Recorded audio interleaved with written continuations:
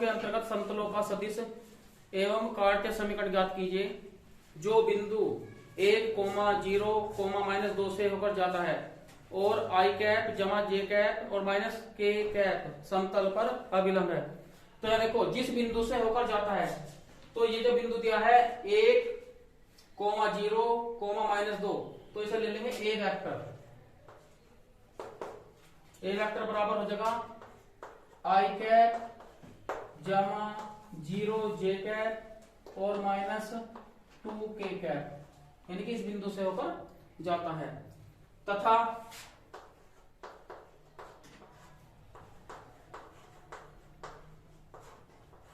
सदिश इसे ले लेंगे हम पी वेक्टर बराबर आई कैप जमा जे कैप और माइनस के कैप पर क्या है, अभिलंब है, पर अभिलंब। ठीक है, तो इसलिए समतल का समीकरण, तो पहले समतल का सदिश समीकरण लेंगे। समतल का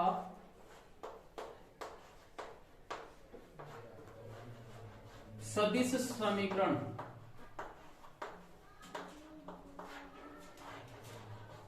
जो सूत्र लगाओगे इसमें, वो आर वेक्टर माइनस जिस बिंदु से होकर जाता है ए वेक्टर, ये ध्यान रखना है इसमें, R vector minus A vector dot P vector बराबर 0।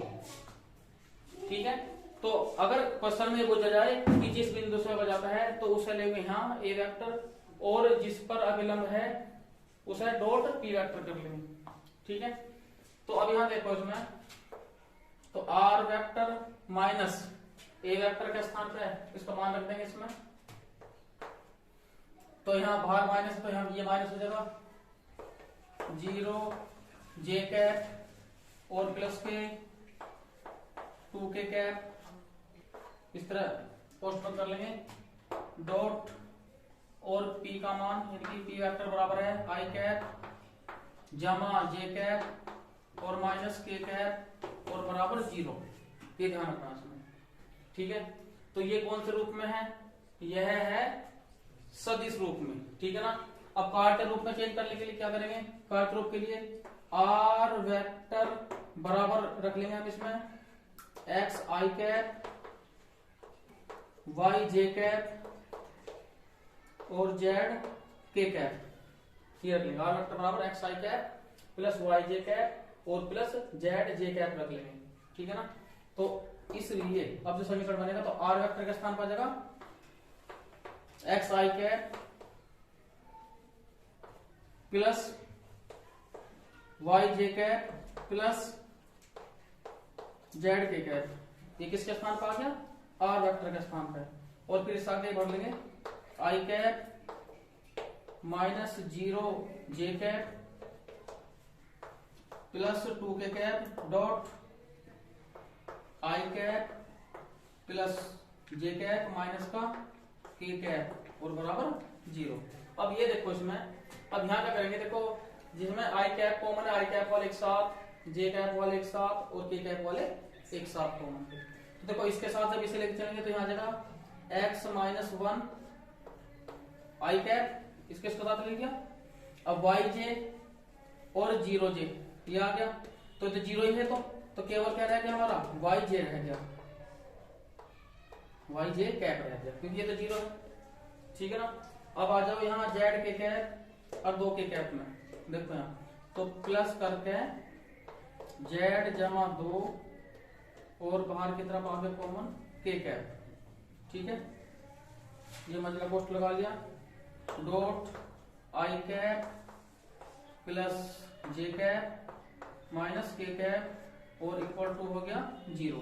देखो आई कैप वाले के आई कैप के साथ गुणा हो जाएगी, तो आई कैप डॉट आई कैप क्या होगा 1, तो इसलिए x माइनस 1 इन दोनों गुणाओं का आ गया।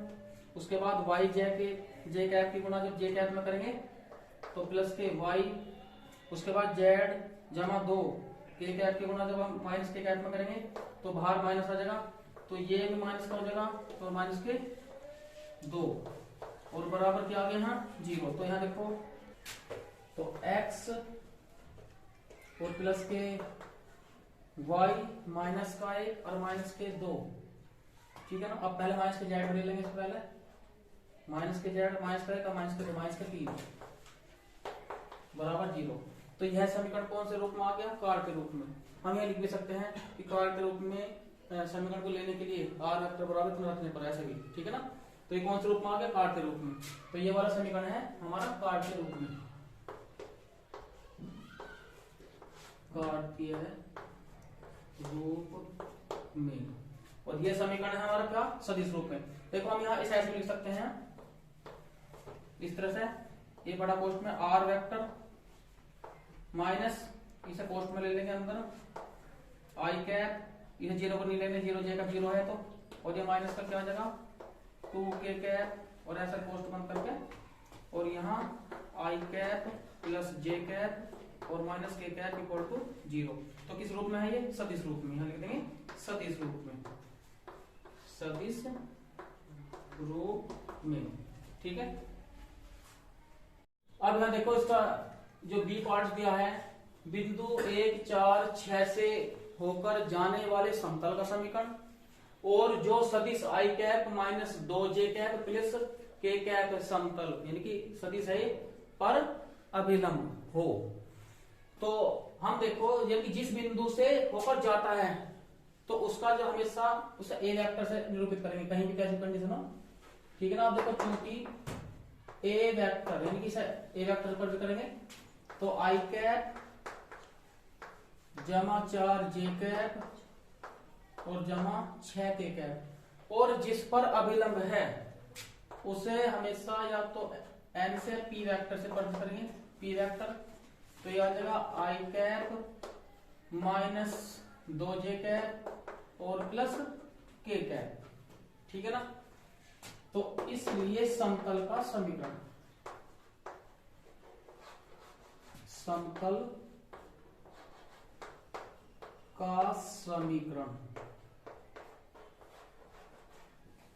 तो समतल का समीकरण किस समतल का, जो बिंदु ए वेक्टर से होकर जाता हो और सदिश i cap minus 2j cap और प्लस k कैप पर अभिलंब हो।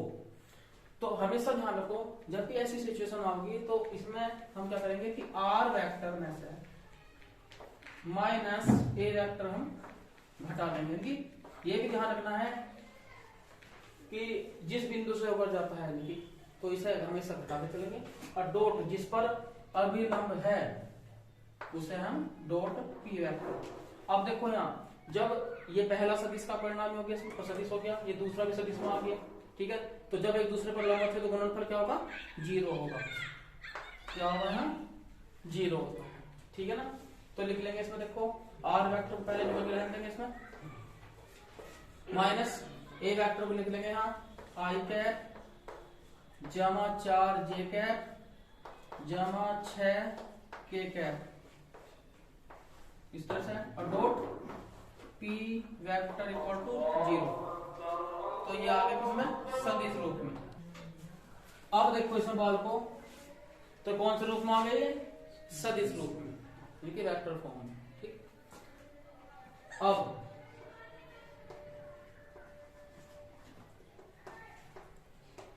समतल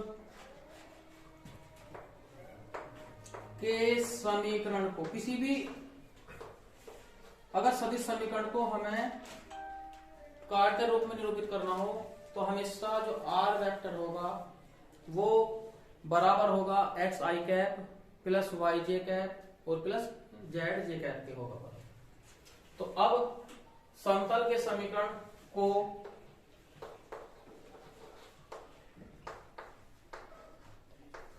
कार्तीय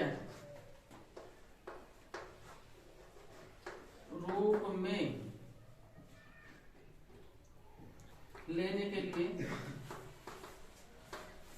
या रखने के लिए या परिवर्तित करने के लिए कैसे लिख सकते हैं, ठीक है।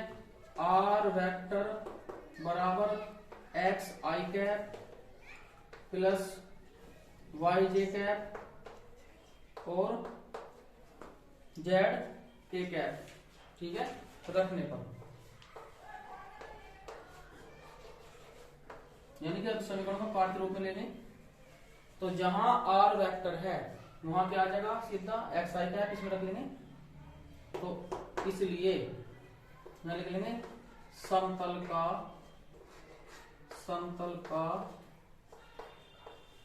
समीकरण,